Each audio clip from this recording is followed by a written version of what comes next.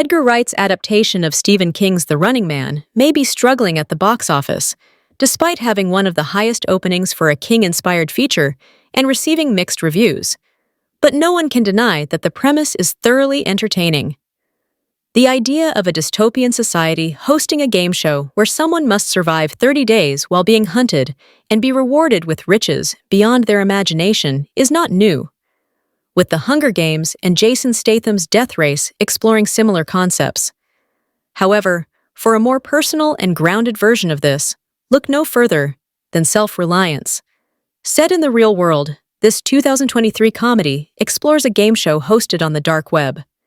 The story delves into the reasons someone might join such a game and examines how participation might lead to personal growth and transformation.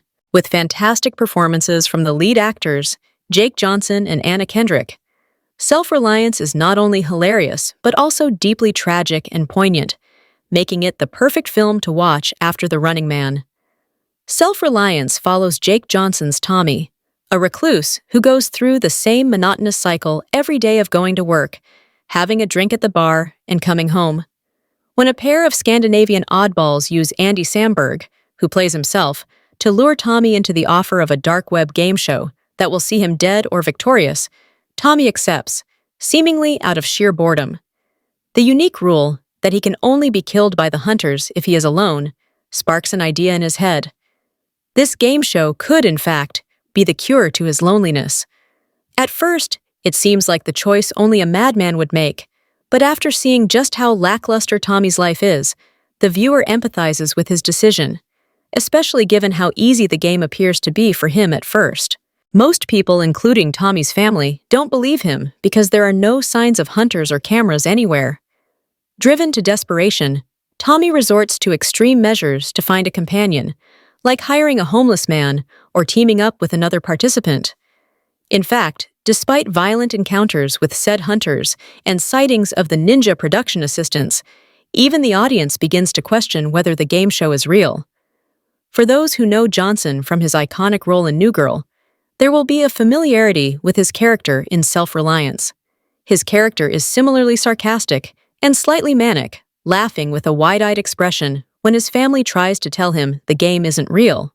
However, Johnson also plays Tommy quieter than he does for his character in New Girl and many other roles. Tommy carries a depressed lack of energy that makes it clear how he is suffering, and even his moments of happiness seem to be escapes rather than the norm. This makes him the perfect pairing for Anna Kendrick's Maddie, supposedly another contestant in the game with whom Tommy partners up. Kendrick brings similar sarcasm to the role, yet also with a bubblier nature than Tommy, providing a nice contrast between the two. Their lines of dialogue, telling each other that they are going nowhere, are objectively about their team-up, but read as two lovers declaring their bond, which feels like the closest these two will come to a truly romantic declaration.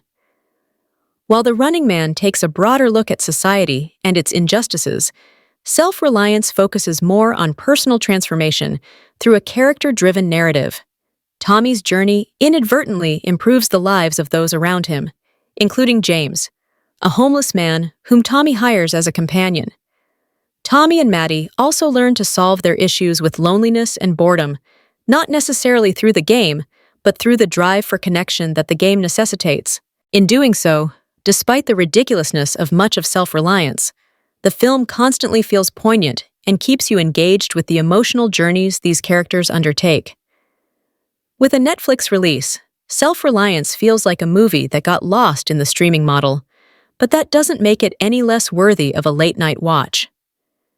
In the end, you begin to care less and less about whether the game is real or not, and more about how it is helping the characters involved.